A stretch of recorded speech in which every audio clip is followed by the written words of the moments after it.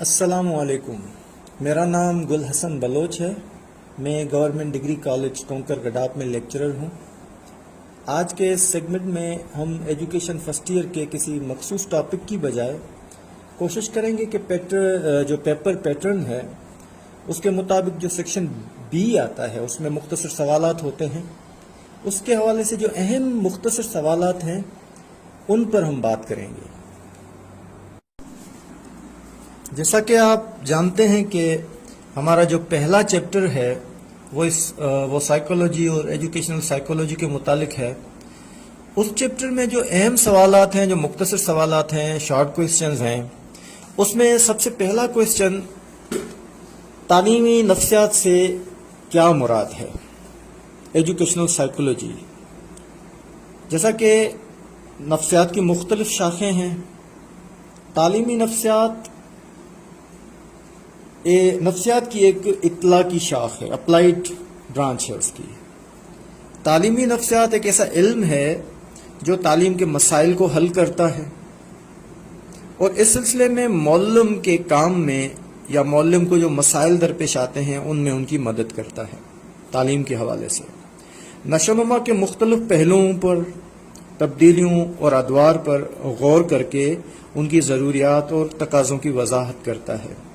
تعلیمی نفسیات تعلیم کو بچوں کی عمر، ذہانت، تقاضوں، ان کی دلچسپیوں کے مطابق ڈھالنے کی بات کرتی ہے، ان کے مطابق تعلیم کو ڈھالنے کی بات کرتی ہے۔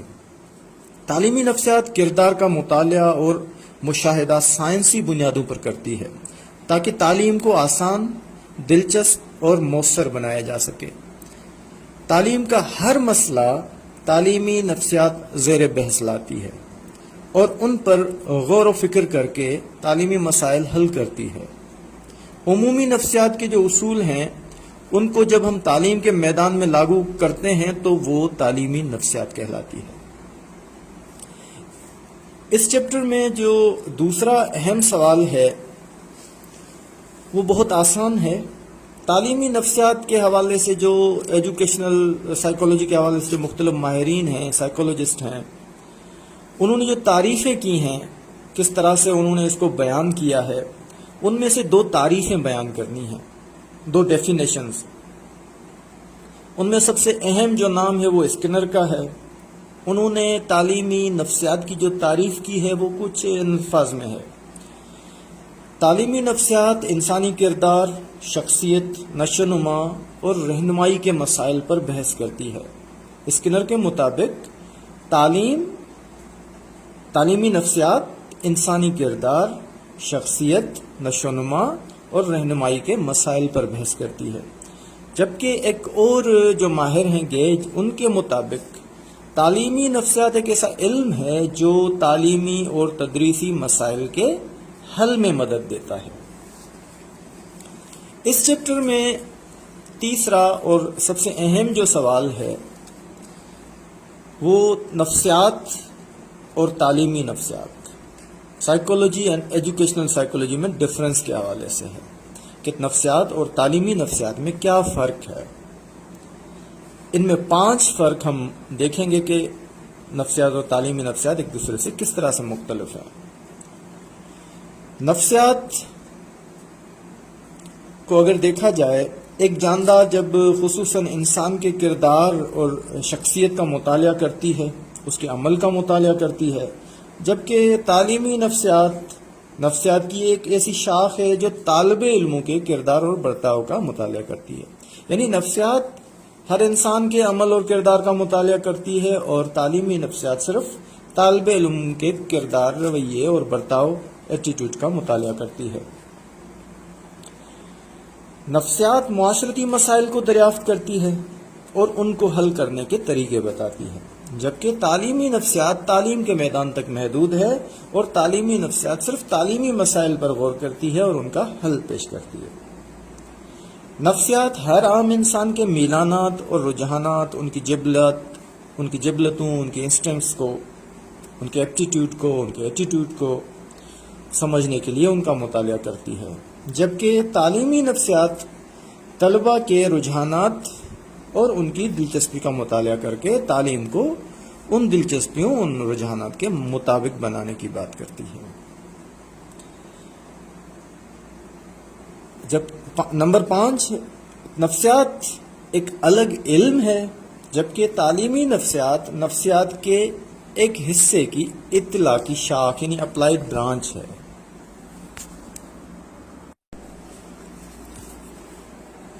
اس کے بعد جو دوسرا سوال ہے جو اہم ہے اس چیپٹر میں، جیسے کہ ابھی ہم نے بات کی کہ تعلیمی نفسیات تعلیم کے مسائل کو حل کرتی ہے.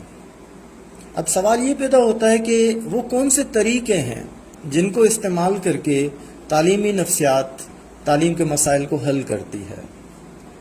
طلباء کے حوالے سے جو مسائل درپیش آتے ہیں تعلیم کے حوالے سے، ان کو تعلیمی نفسیات یہ طریقے اختیار کر کے حل کرتی ہے.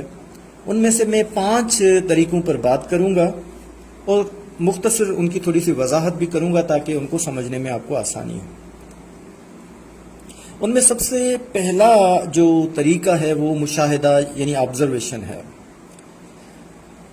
جس میں اگر کوئی طالب علم مثال کے طور پر تعلیم میں دلچسپی نہیں لے رہا یا کسی مخصوص سبجیکٹ میں وہ اچھا پرفارم نہیں کر پا رہا تو اس کو آبزرو کیا جاتا ہے، اس کی ایکٹیویٹیز کو، اس کے کاموں کو، کس طرح سے وہ غور و فکر کرتا ہے، اس کی سرگرمیوں پر نظر رکھی جاتی ہے.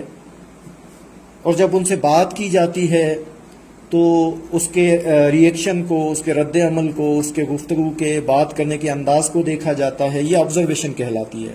اور اس آبزرویشن سے، اس مشاہدے سے طالب علم کے متعلق، ان کی شخصیت کے متعلق، ان کے مسائل کے متعلق جاننے کے بعد ہم ان کو بہتر طریقے سے گائیڈ کر سکتے ہیں. یہ تعلیمی نفسیات کا پہلا طریقہ ہے جو طالب علموں کے مسائل کو حل کرنے کے حوالے سے اختیار کیا جاتا ہے. اس میں دوسرا طریقہ ایکسپیریمنٹ یعنی تجربہ کہلاتا ہے. تجربہ بھی بنیادی طور پر ایک قسم کا مشاہدہ ہی ہے. اس میں میں آپ کو مثال سے اگر سمجھاؤں کہ کس طرح سے تجربہ تعلیمی نفسیات میں کام کرتا ہے.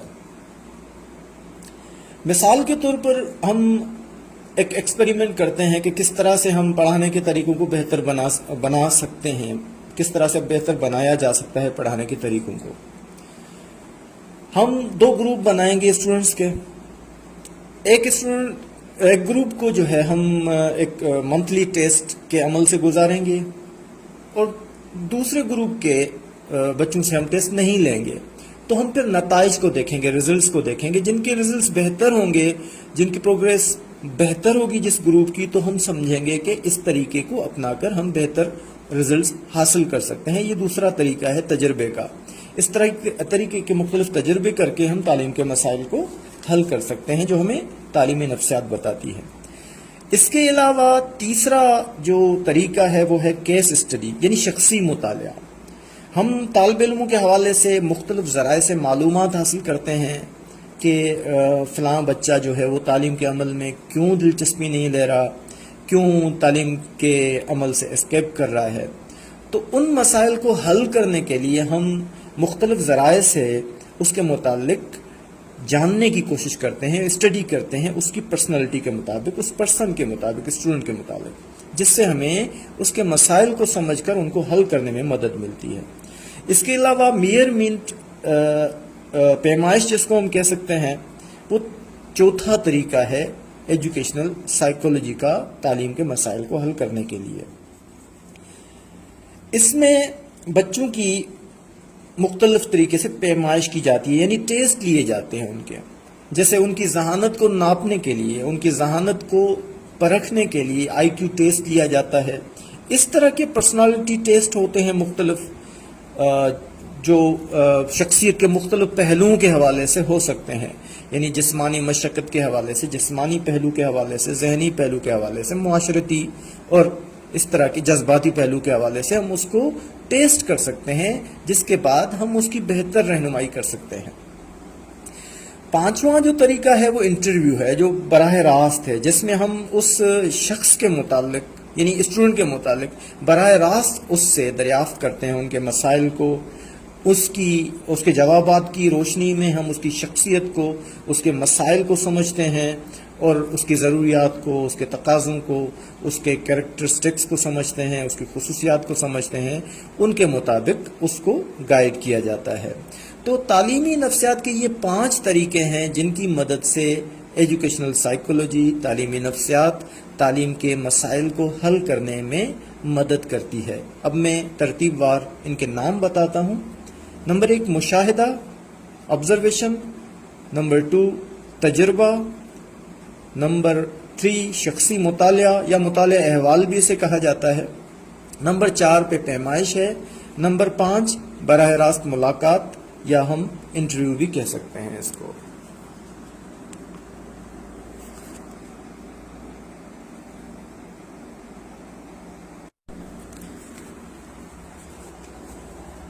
اب آتے ہیں ہم دوسرے چیپٹر پہ۔ دوسرا چیپٹر ایجوکیشن فرسٹ ایئر کا گروتھ اینڈ ڈیولپمنٹ کے حوالے سے ہے، جس کو ہم بالیدگی اور نمو کہتے ہیں۔ بالیدگی اور نمو یعنی نشو و نما عام طور پر ایک ساتھ ان کے نام لیے جاتے ہیں اور ایک ہی ان سے مراد لی جاتی ہے، لیکن ان میں باریک سا فرق بھی ہے۔ اس حوالے سے پیپر کے لیے جو اہم سوال ہے وہ ایک نشو و نما اور بالیدگی میں فرق کا ہے۔ نشو و نما اور بالیدگی میں کیا فرق ہے؟ ایک ہوتی ہے گروتھ، ایک ہوتی ہے ڈیولپمنٹ۔ ان کے ناموں کی حوالے سے ہم ان کے ڈفرنس کو بھی سمجھ سکتے ہیں۔ اب ہم ترتیب وار ان ڈفرنسز کو سمجھنے کی کوشش کرتے ہیں۔ بالیدگی اور نشو و نما کا فرق۔ پہلا جو فرق ہے وہ یہ ہے کہ بالیدگی جو ہے وہ جسمانی تبدیلیاں ہیں جو پیمائش سے لے کر بلوغت تک ظاہر ہوتی ہیں، یعنی فزیکل اس میں تبدیلیاں آتی ہیں، ڈفرنسز آتے ہیں، وہ بالیدگی کہلاتی ہیں۔ جبکہ اس کے ساتھ ساتھ جسمانی طور پر بڑھوتری کے ساتھ ساتھ ہمیں جو ذہنی، جذباتی اور معاشرتی تبدیلیاں آتی ہیں اور جو تجربات، تعلیم اور بالیدگی کی وجہ سے ظاہر ہوتی ہیں یہ تبدیلیاں، ان کو ہم نشو و نما کہتے ہیں۔ دوسرا جو ان میں فرق ہے وہ یہ ہے کہ بالیدگی جو ہے وہ مقداری تبدیلی ہے، کوانٹیٹیو ہے، جبکہ نشو و نما، ڈیولپمنٹ جو ہے وہ کوالٹیو یعنی معیاری اور کیفیتی تبدیلی ہے۔ نمبر 3 بالیدگی کا عمل ماں کے پیٹ سے شروع ہو کر بلوغت تک جاری رہتا ہے، جبکہ نشو و نما انسان کے پیدائش سے موت تک جاری رہتی ہے۔ ان میں جو چوتھا فرق ہے وہ یہ ہے کہ بالیدگی میں جو ظاہر ہونے والی تبدیلیاں ہیں ان کی پیمائش یا ناپ تول کرنا ممکن ہوتا ہے، جبکہ نشو و نما کی جو تبدیلیاں ہیں ان کی پیمائش ممکن نہیں ہے، ان کی ناپ تول ہم نہیں کر سکتے۔ ان میں جو پانچواں فرق ہے وہ یہ ہے کہ بالیدگی کا جو عمل ہے، گروتھ کا جو عمل ہے، بڑھوتری کا، انسان کو جسمانی طور پر پختہ بناتا ہے، جبکہ نشو و نما ایک ایسا عمل ہے جو ہمیں ذہنی، جذباتی اور معاشرتی طور پر پختہ بناتا ہے۔ اب ہم بات کریں گے اس چیپٹر میں جو دوسرا اہم سوال ہے اس پر، وہ ہے نشو و نما پر اثر انداز ہونے والے جو عوامل ہیں ان میں سے صرف 5 عوامل پر ہم مختصر بات کریں گے۔ یہ اہم سوال ہے۔ اس میں جو سب سے پہلا فیکٹر ہے وہ ہے توارث، ہیریڈیٹی۔ نشو و نما پر والدین اور خاندان کی جو ارثی خصوصیات ہیں وہ اثر انداز ہوتی ہیں۔ مثال کے طور پر قد و قامت، رنگ ہے، صورت ہے، ذہانت ہے اور جذباتی کیفیات بھی موروثی طور پر ہمیں منتقل ہوتی ہیں۔ یہ پہلا فیکٹر ہے جو اثر انداز ہوتا ہے نشو و نما اور بالیدگی پر۔ دوسرا فیکٹر ماحول ہوتا ہے۔ یہ ماحول گھر، تعلیمی ادارے، پڑوس کا ماحول ہو سکتا ہے جو نشو و نما پر اثر انداز ہوتا ہے۔ خاص طور پر جو کرداری خصوصیات ہوتی ہیں انسان اپنے ماحول سے ہی حاصل کرتا ہے۔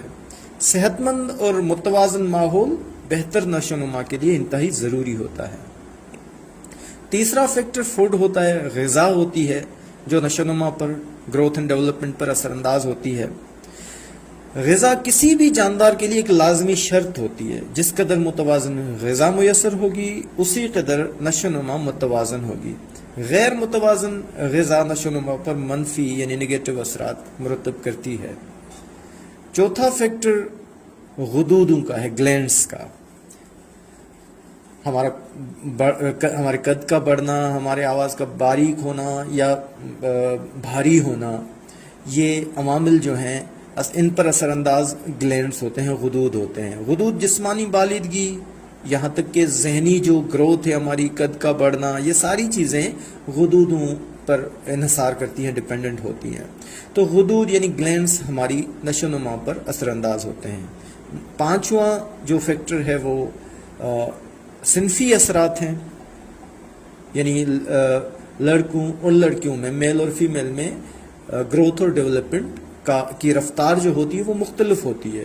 صنفی اثرات نشو و نما پر اثر انداز ہوتے ہیں. یہی وجہ ہے کہ لڑکوں اور لڑکیوں کی نشو و نما کی رفتار میں فرق پایا جاتا ہے.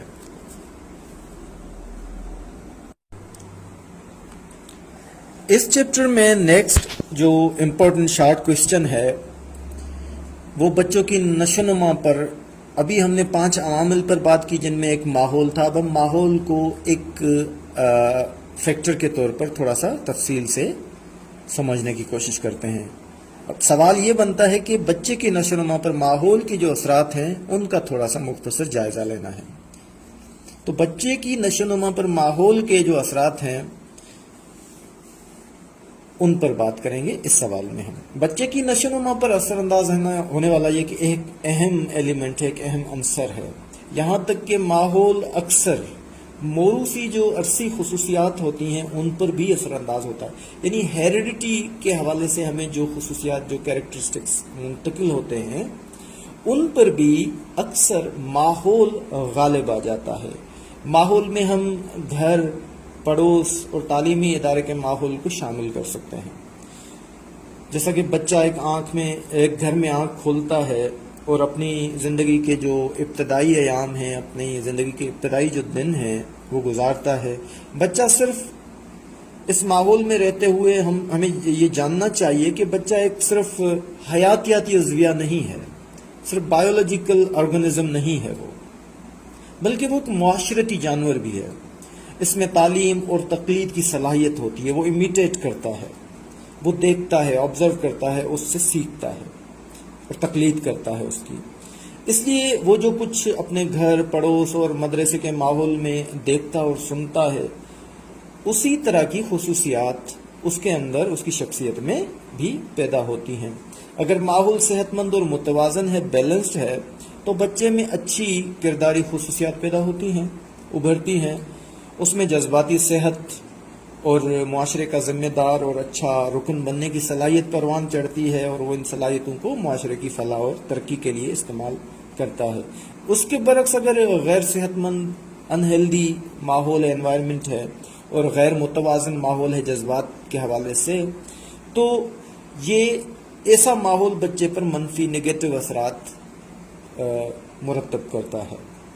بچہ ذہنی اور جذباتی طور پر عدم توازن کا شکار ہو جاتا ہے، جس کی وجہ سے کئی طرح کی جسمانی بیماریاں بھی پیدا ہو جاتی ہیں. نفسیاتی الجھنیں جنم لیتی ہیں جن کے باعث وہ ایک طرح کا منفی کردار اپنا لیتا ہے. اسی جذباتی گھٹن کی وجہ سے وہ غیر اخلاقی اور تخریبی سرگرمیوں میں بھی ملوث ہو جاتا ہے. تو یہ تھے ماحول کے اثرات جو بچے کی شخصیت پر، اس کی نشو و نما پر اثر انداز ہوتے ہیں. اس چیپٹر میں سب سے جو اہم سوالات ہیں ان میں سے ایک یہ بھی ہے کہ طفلی جو دور ہے، انفینسی پیریڈ جس کو کہا جاتا ہے، اس کی کیا خصوصیات ہیں. اس میں سے 5 خصوصیات پر ہم بات کرتے ہیں. یہ پیدائش سے لے کر 5 سال تک کا دور گنا جاتا ہے، انفینسی پیریڈ.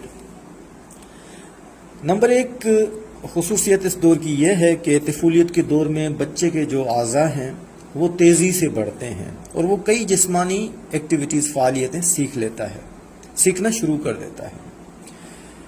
1 سال کی عمر میں تقریباً وہ بولنے کی ابتدا کرتا ہے، یعنی اس کے بولنے کی ابتدا ہو جاتی ہے.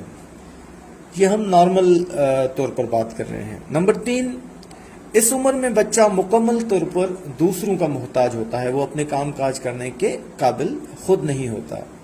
اس دور کی جو چوتھی خصوصیت ہے وہ یہ ہے کہ اس دور میں بچے کی جو حیاتیاتی بایولوجیکل جو نیڈز ہیں، حیاتیاتی جو ضروریات ہیں، اس کا اندازہ لگانے کے لیے ہمیں اس کی جو ہے وہ حرکات کو پر نظر رکھنی پڑتی ہے کہ اس کی کیا کیا ضروریات ہیں. یہ فرض کریں کہ اگر اس کے کان میں درد ہو رہا ہے تو وہ کان پر ہاتھ رکھ کر چلاتا ہے، یا بھوک لگتی ہے تو روتا ہے. تو ان حرکتوں کی وجہ سے، ان اعمال کی وجہ سے ہمیں اس کی حیاتیاتی ضروریات کا اندازہ ہوتا ہے.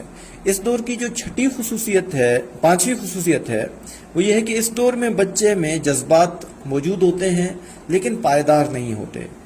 اب اس میں ایک اہم چیز یہ ہے کہ اس دور کے حوالے سے عام طور پر ایک غلط فہمی پائی جاتی ہے کہ اس عمر میں بچوں میں جذبات نہیں پائے جاتے. یاد رکھیں، اس عمر میں بھی بچوں میں جذبات پائے جاتے ہیں، لیکن وہ ان کا دوران یہاں مختصر ہوتا ہے، وہ پائیدار نہیں ہوتے.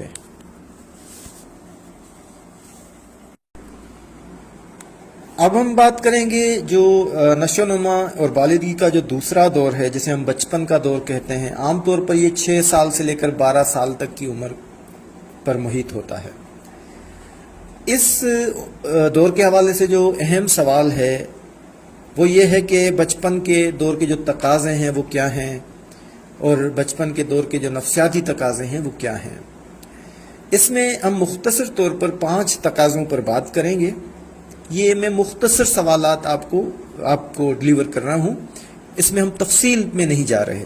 یہ مختصر سوالات کا جو سیکشن آتا ہے ہم اس کو کور کرنے کی کوشش کر رہے ہیں. تو بچپن کے تقاضے جو ہیں ان میں سب سے پہلا جو تقاضا ہے وہ یہ ہے کہ اس عمر میں بچپن میں بچے میں آزادی کی خواہش ابھرتی ہے. اس عمر میں بچے اکثر اپنے کاموں کو خود اپنی آزادی سے اپنی من مرضی کے مطابق کرنا چاہتے ہیں. تو اس عمر کا ایک تقاضا ہوتا ہے آزادی.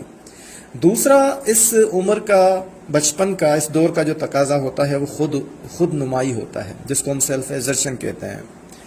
خود نمائی کے اسی جذبے کے تحت، اسی تقاضے کے تحت بچہ ہمیشہ دوسروں کے سامنے خود کو نمایاں کرنے کی کوشش کرتا ہے. اس دور کا جو تیسرا تقاضا ہوتا ہے وہ کیوریسٹی یعنی تجسس کا تقاضا ہے، جس کی وجہ سے ہر وہ نئی چیز جو بچہ دیکھتا ہے اس کے متعلق جاننے کے لیے کوشش کرتا ہے، اس کے متعلق سوالات کرتا ہے. نمبر چوتھا جو تقاضا ہے اس عمر کا وہ ہے گروہ پسندی، گریگریسنس اس کو ہم کہتے ہیں. گروہ پسندی یعنی ایک گروپ کی شکل میں رہنا چاہتا ہے بچہ، دوسروں اس کے ساتھ، دوسرے بچوں کے ساتھ مل کر کھیلنا اس کو پسند ہوتا ہے. اس عمر کا جو 5واں تقاضا ہے وہ تقلید کا تقاضا ہے، امیٹیشن کا. اس تقاضے کے تحت بچے اکثر دوسرے لوگوں کو، اپنے آس پاس رہنے والے دوسرے لوگوں کو جو عمل کرتا ہوا دیکھتے ہیں وہ ویسا عمل کرنے کی کوشش کرتے ہیں. تو یہ 5 تقاضے ہیں بچپن کی عمر کے. اس چیپٹر میں دوسرا جو اہم سوال ہے وہ بلوغت یا انفان شباب کا جو دور ہے اس کے نفسیاتی تقاضوں کے متعلق ہے. ان کو بھی ہم مختصر بیان کیے دیتے ہیں. اس عمر میں بھی آزادی کا تقاضا ابھرتا ہے اس عمر میں، بلکہ یہ تقاضا بچپن کی عمر سے بھی زیادہ شدت کے ساتھ ابھرتا ہے. بچہ ہر کام اپنی مرضی سے کرنے کی خواہش رکھتا ہے، یہ تقاضا اس کے اندر پیدا ہوتا ہے. یہ بلوغت کا جو دور ہے اس کو ہم 13 سے لے کر 18 یا 20 سال تک گن سکتے ہیں. نمبر دوسرا جو تقاضا ہے اس میں وہ ہے خود نمائی کا تقاضا، یعنی اپنے آپ کو نمایاں کرنے کا تقاضا. یہی وجہ ہے کہ بچے اکثر اس عمر میں خود کو دوسروں کے سامنے نمایاں کرنے کے لیے مختلف طریقے کی حرکات بھی کرتے ہیں تاکہ دوسروں کی جو ہے توجہ کو اپنی طرف مبذول کرا سکیں. تو یہ سارا عمل خود نمائی کے تقاضے کی وجہ سے ہوتا ہے. اس کے علاوہ اہم بات جو ہے اس دور میں سمجھنے کی کہ اس میں صنفی تقاضا بھی اس عمر میں ہارمونل تبدیلیوں کی وجہ سے ابھرتا ہے. یہ تیسرا تقاضا ہے جس کی وجہ سے بچے مخالف جنس میں دلچسپی لینا شروع کرتے ہیں. نمبر چوتھا تقاضا جو اس عمر میں ابھرتا ہے وہ ہے عزت نفس کا تقاضا، سیلف ریسپیکٹ کا۔ اس عمر میں بچے قطعی طور پر یہ پسند نہیں کرتے کہ ان کی عزت نفس کو مجروح کیا جائے، تو والدین کو اس حوالے سے محتاط رہنا چاہیے کہ اس عمر میں بچے کے اندر سیلف ریسپیکٹ یعنی عزت نفس کا جو تقاضا ہے وہ شدت کے ساتھ ابھرتا ہے۔ اس عمر میں پانچواں تقاضا وہ گروہ پسندی کا ہی تقاضا ہے، جس کی وجہ سے اس عمر میں دوست بنانے کی خواہش بھی شدت کے ساتھ ابھرتی ہے۔ گروتھ اور ڈیولپمنٹ کے اس چیپٹر میں جو ہمارا سیکنڈ چیپٹر ہے اس میں ایک اہم سوال جبلت کے متعلق ہے۔ جبلت کیا ہے، جس کو ہم انسٹنکٹ کہتے ہیں یا انیٹ پیٹرن آف کیریکٹر بھی کہتے ہیں، ہم اس کو کردار کے فطری نمونے بھی کہا جاتا ہے اس کو۔ جبلت بنیادی طور پر ایک انگریزی لفظ جو ہے انسٹنکٹ کا ترجمہ ہے۔ یہ انگریزی جو لفظ ہے انگلش کا، یہ انسٹنکٹس لاطینی زبان کا ایک لفظ ہے، اس سے ماخوذ ہے، جس کا مفہوم ہے ترغیب دینا۔ ہمارے اندر جبلت ایک ایسی اندرونی تحریک ہوتی ہے جو انسان کو کسی عمل کی ترغیب دیتی ہے اور اسے عمل کرنے پر ابھارتی ہے۔ یہ ایک فطری رجحان ہوتا ہے جو سیکھا نہیں جاتا۔ مثال کے طور پر بچہ جب روتا ہے تو وہ اسے کوئی سکھاتا نہیں ہے رونا، ہنستا ہے تو اسے ہنسنا سکھایا نہیں جاتا، بلکہ یہ بنیادی طور پر اس کے اندر یہ جبلت جو ہے وہ موجود ہوتی ہے، جس کی وجہ سے وہ یہ عمل کرتا ہے رونے کا یا ہنسنے کا۔ یہ قدرتی طور پر پیدائشی طور پر موجود ہوتا ہے۔ اس کے بنیادی اچھا میں اس کو تھوڑا سا آسان کر کے اگر اس دور کے حوالے سے سمجھانے کی کوشش کروں، جو اکثر میں بچوں کو سمجھانے کے لیے طریقہ اختیار کرتا ہوں، جیسے ہمارا اسمارٹ فون ہوتا ہے، اس میں کچھ اپلیکیشنز ہوتی ہیں، ایپس ہوتی ہیں اس میں جو کمپنی سے اس میں فیڈ ہوتی ہیں، جو بہت ہی ضروری ہوتی ہیں، جیسے کال کرنا، میسیجنگ وغیرہ، اس طرح کی جو ایپس ہیں وہ اس میں فیڈ ہوتی ہیں، اس طرح کے فنکشنز۔ تو ہم اگر اپنی شخصیت کو، پرسنالٹی کو ایک اسمارٹ فون تصور کریں تو یوں سمجھ لیں کہ یہ جو ضروری ایپس ہیں ہمارے اندر، جن کی وجہ سے ہم زندہ رہ سکتے ہیں، ہماری زندگی کے لیے، ہمارے زندہ رہنے کے لیے جو بہت ضروری ہیں، ان ایپس کو ہم جبلت کہتے ہیں، ان ایپس کو ہم انسٹنکٹ کہتے ہیں۔ اچھا، اس کے بعد دوسرے جو عمل ہم سیکھتے ہیں، لکھنا، پڑھنا، یہ ہماری انسٹنکٹ نہیں ہوتی، لیکن یہ اکتسابی طریقے ہوتے ہیں، یہ انیٹ پیٹرنز نہیں ہوتے۔ تو یہ فرق ہے اس میں، ایک اکتسابی ہوتا ہے، ایکوائرڈ ہوتا ہے، دوسرا جبلی ہوتا ہے۔ تو کچھ پیٹرنز ہوتے ہیں جو ہماری شخصیت میں فطری طور پر جو موجود ہوتے ہیں، پیدائشی طور پر جو موجود ہوتے ہیں، جو ہمیں کسی عمل پر اکساتے ہیں، ان کو ہم جبلت یا انسٹنکٹ کہتے ہیں۔ اچھا، اس کے تین پہلو ہوتے ہیں۔ ایک تو ہوتا ہے وقوف، یعنی ہمیں پتہ چلے سب سے پہلے، اس کے بعد جذبہ یا ہیجان ہوتا ہے، اس کے بعد عمل یعنی ایکشن ہوتا ہے۔ اب یوں سمجھ لیں کہ اس تین پہلوؤں کو سمجھنے کے لیے میں آپ کو ایک مثال اگر دوں کہ ہمارے اندر کچھ انسٹنکٹس ہوتی ہیں، جبلتیں ہوتی ہیں، جیسے ہماری اندر اللہ تعالیٰ نے ایک جبلت رکھی ہے اپنے سیلف ڈیفینس کی، ہمیں اپنی جان بچانے کی، اپنے دفاع کی ایک جبلت رکھی ہے۔ تو اس کے تحت فرض کریں ہم ایک جگہ پر کھڑے ہیں، وہاں پر دھماکہ ہو جاتا ہے، تو دھماکہ سب سے پہلے اس کا دھماکہ ہمیں سنائی پڑتا ہے کانوں سے، تو ہمیں کوگنیشن ہوتی ہے، یعنی ہمیں وقوف ہوتا ہے، سب سے پہلے ہمیں پتہ چلتا ہے، یہ پہلا پہلو ہوتا ہے۔ دوسرا پہلو ہوتا ہے اس کے بعد، پتہ چلنے کے بعد ہمارے اندر جذبہ یا ہیجان پیدا ہوتا ہے، یعنی ہم خوفزدہ ہو جاتے ہیں، اس کی وجہ سے ہم ایکشن کرتے ہیں، عمل کرتے ہیں۔ تو یہ تیسرا پہلو اس کا عمل ہوتا ہے۔ تو کسی بھی جبلت کے یہ تین پہلو ہوتے ہیں، یعنی پہلے وقوف ہوتا ہے، اس کے بعد جذبہ یا ہیجان پیدا ہوتا ہے، اور وہ جذبہ یا ہیجان ہمیں کوئی عمل یا ایکشن کرنے پر مجبور کر دیتا ہے۔ تو یہ جبلت کی مختصر تعریف. اب میں دوبارہ سے اس کو آپ کو سناتا ہوں.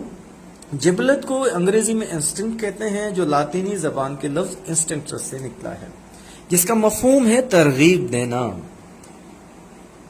موٹیویٹ کرنا. جبلت ایسی اندرونی تحریک ہے جو انسان کو کسی عمل کی ترغیب دیتی ہو اور اسے کسی عمل پر ابھارتی ہے. یہ فطری رجحان ہوتا ہے جو سیکھا نہیں جاتا بلکہ قدرتی طور پر، پیدائشی طور پر ہم میں موجود ہوتا ہے. اس کے 3 پہلو ہوتے ہیں: وقوف، جذبہ اور ہیجان، عمل.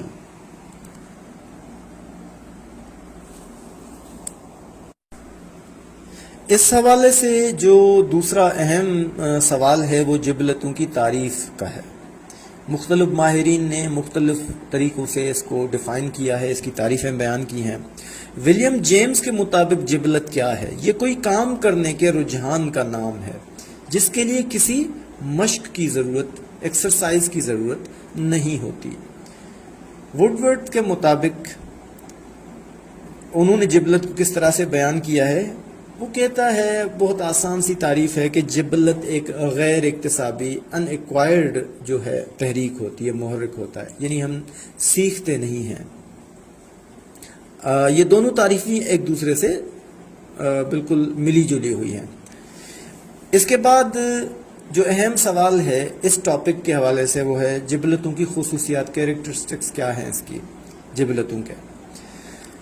تو اس میں سب سے اہم چیز جو ہے وہ یہ ہے کہ جبلتیں ہماگیر ہوتے ہیں، اس کے مختلف پہلو ہوتے ہیں، ہماگیر ہوتی ہیں جس کے مختلف پہلو ہوتے ہیں.